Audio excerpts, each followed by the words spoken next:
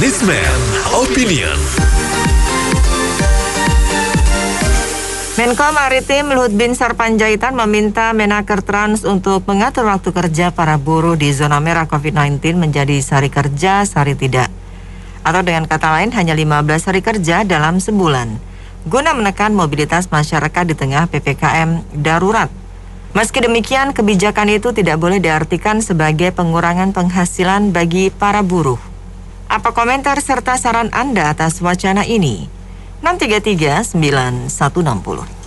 Kalau menurut saya komentar mengurangi jam kerja itu mungkin harus dipertanyakan dulu ketika pemerintah mengeluarkan kebijakan pembatasan sektor industri. Ada yang esensial dan kritikal.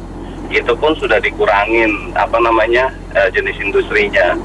Sekarang kalau misalnya dikurangkan lagi menjadi 15 hari kerja dalam 1 bulan, artinya sektor esensial dan sektor kritikal semakin berkurang lagi. Padahal dalam satu industri atau satu usaha kita mengenal yang namanya target. Jadi otomatis kalau misalnya apalagi industri-industri yang belum otomatis itu belum menggunakan banyak robot, maka pencapaian target itu akan semakin susah lagi gitu loh. Kalau memang harus ditekan menjadi 15 hari kerja dalam 1 bulan gitu, dan buat dunia industri itu semakin berat sebenarnya. Nah, apalagi dengan pembatasan esensial kritikal pun udah berat. Sekarang dibatasin lagi dengan 15 hari kerja dalam 1 bulan. Jadi ya tolong dipertimbangkan kembali lah buat dunia industri juga, khususnya yang esensial dan kritikal. Kalau menurut pendapat saya, tolong dipertimbangkan untuk tidak diberlakukan. Saya merasa ada 2 hal. Satu, tidak tepat sasaran. Satu. Nomor 2, tidak adil, karena pengusahanya juga lagi berat ya, dengan situasi bisnis yang sangat berat, harus begini harus tetap bayar penuh, tapi padahal produksi kita sangat rendah. Ya, itu hal kedua. Nah, kembali lagi mengenai hal nomor 1-nya, tidak tepat sasaran karena aparatnya. Ini selama ini aparat hanya mengontrol daerah-daerah yang strategis, mall, restoran besar, kafe yang besar, dan mungkin juga mereka pikir ada harapan oportunis dalam hal kalau mereka melanggar. Tapi yang di pinggir jalan tradisional tidak digubris, mau kumpul tanpa masker, mau bagaimana, tidak digubris.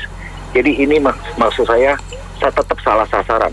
Dengan industri tertekan, tapi sasaran yang sebenarnya yang banyak di pasar tradisional di pinggir jalan itu tetap penyebaran yang sangat subur, tidak dilakukan apa-apa. Terima kasih.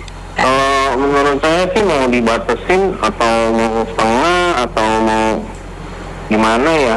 Kalau misalnya ada berkumpul orang di suatu ruangan gitu ya, kalau ada yang kena satu ya saya rasa sih semua bisa kena ya. Kalau yang varian Delta kan gitu cepat. Ini menurut saya sih nggak ada efeknya, mau dikurangin jamnya, dikurangin orangnya. Kalau satu ruangan tetap aja gitu. Kalau menurut saya sih yang pengusaha bilang ya pemerintah kasih insentif, misalnya gaji gitu ya, setengah 50%, menurut saya sih udah boleh gitu. Tapi kalau mencegah itu sih saya nggak bisa. Apalagi kalau orang yang memang udah nggak ada tabungan gitu kan, mereka harus bekerja ya, nggak ada pemecahan, dia orang nggak makan atau kena COVID gitu aja. Terima kasih. Saya sependapat dengan Pak Jimmy tadi disampaikan. Cuman yang tegas di pemerintah itu pemakaian masker di masyarakat umum, Bu. Nah itu di pasar-pasar maupun di jalanan itu masih aja banyak yang tidak pakai masker. Bagaimana bisa kita mengatasi COVID begini kalau tidak tertib? Terus yang dikorbankan pengusaha lagi. Jadi kapan kita mau bangkit begini? Kita semua pengusaha juga pada anjlok semua. Sedangkan COVID kagak turun-turun begini. Saya lihat di masyarakat banyak yang tidak pakai masker, di pasar, di jalanan. Pemerintah harus tegas terhadap semuanya ini. Dikasih sanksi, kalau perlu dipidanakan, kalau perlu. Karena ini kita sudah tidak kuat lagi untuk mengatasi pandemi begini. Terima kasih. Pak James, silakan Pak. Pagi. Pagi. Terima kasih. Ya. Ya, ini sih sebenarnya agak mustahil ya. Cuma kami mengerti kenapa Pak Luhut sampai buat statement demikian ya, demi untuk menekan ini laju terjangkitnya pandemi ini. Kita bayangkan aja, kita kan kalau buruh itu menganut 40 jam seminggu. Kalau seminggu itu 5 hari kerja, berarti kan 8 jam seminggu. Kalau jadi 15 hari selama 1 bulan, berarti tanpa mengurangi penghasilan, berarti sehari itu harus bekerja 16 jam. Ya logikanya gitu. Apakah mungkin itu terjadi? Yang ada nih, kalau pengusaha yang masih sanggup gitu ya, pengurangan jam kerja berarti ada pengurangan penghasilan bagi buruh otomatis. Paling kalau mereka kurang gimana, kami pengusaha paling tambahin, kasih pinjaman dulu atau bagaimana gitu loh, tanpa perlu jaminan apa-apa, paling begitu. Makasih. Dari pengusaha sekarang susah ya, pajak harus tinggi, ya upah harus tinggi, fasilitas lengkap, ya. Dalam kondisi seperti ini jam kerja dikurangi, tapi upah tidak boleh. Ya pengusaha ini memang di Indonesia ini kaya semua, ada yang kaya utang, ada yang kaya penyakit, ada yang kaya stres.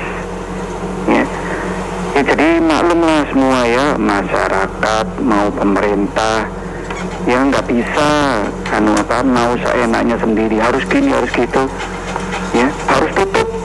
Padahal kalau dilihat perusahaan-perusahaan itu lebih taat protokol kesehatan daripada yang di jalanan itu, yang informal. Tapi itu nggak pernah disorot. Padahal kalau kita lihat ya, semua yang dipakai oleh pejabat dari baju, celana dalam sampai sepatu itu hasil pajak. Ya bukan berhasil dari Tuhan jatuh plak, enggak. Terima kasih. Kalau menurut pendapat saya itu lebih tepat sekali. Itu pendapat pemerintah itu memang bagaimana melindungi rakyatnya dan perusahaan. Tapi tidak boleh mem-PHK atau mengurangi hak-hak yang diterima oleh karyawannya. Karena selama bertahun-tahun mereka itu perusahaan-perusahaan itu kan udah mendapatkan untung yang sangat besar. Ya inilah waktunya untuk sumbangsih, untuk membela negara, dalam arti mengurangi waktu jam kerja dulu 15 hari yang tadi yang disampaikan, atau setengah libur seperti itu. Saya pendapat sekali, mohon yang punya perusahaan-perusahaan itu harap lapang dada dulu lah, mengerem dulu keuntungan yang selama ini sudah banyak sekali keuntungannya dari yang didapat oleh usaha-usaha mereka. Terima kasih. Iya, jadi sesuai topiknya itu mengenai rencana Pak Luhut meminta industri itu masuk sehari, libur sehari. Saya bukan menilai itu tidak tepat, bukannya tidak benar, namun tidak terlalu efektif. Kenapa? Saya sendiri bekerja di sektor industri kritikal. Saya main di energi listrik, yang mana ketetapannya itu selama PPKM darurat WFO 100%. Itu saya sadari banget bahwa itu 100% itu beresiko dengan tingkat varian Delta yang kita khawatirkan saat ini, kita takuti saat ini. Namun kita tidak boleh takut. Kenapa? Karena kita tahu persis bahwa penularan itu terjadi ketika prokes tidak dilaksanakan dengan baik. Jadi kalau saran dari tenaga medis untuk memakai masker double, itu kita sudah lakukan di pabrik. Dan saya bukan berarti saya bicara ini tahu persis bahwa di luar pabrik yang lain itu sudah menjalankan itu atau tidak. Tetapi kalau itu dijalankan dengan maksimal, saya yakin penularan itu tidak terjadi. Dan yang kedua prokesnya adalah, jika ada gejala di salah satu karyawan tersebut, di buruh tersebut, harus diberikan istirahat. Jangan tidak jujur. Jadi harus istirahat dan tidak boleh masuk sampai benar-benar sembuh lagi. Jadi kalau yang sehat ini tidak produktif, malah menimbulkan kesan, jadi takutnya berefek ya kurang bagus gitu. Dan itu yakin kalau kita berbadan sehat, meskipun kita tidak tahu persis apakah virus itu sudah ada atau tidak ada, tapi saya yakin secara pribadi, ini pendapat pribadi saya, virus influenza itu memang sudah ada dan varian-varian baru sudah ada, tetapi jangan takut, jangan khawatir, kita pun sudah punya antibodi, bahkan sebagian besar kita sudah divaksin. Jadi yang paling penting adalah bagaimana menerapkan prokes sebaik-baiknya. Jadi kalau prokes itu sudah dijalankan sebaik-baiknya, maka ketahanan tubuh pun akan menjadi terpelihara. Dan kalau bergejala, langsung istirahat sampai sembuh. Sekian itu aja. Ya, menurut saya ini kebijakan yang cukup baik, soalnya kondisi kita udah sangat darurat sekali.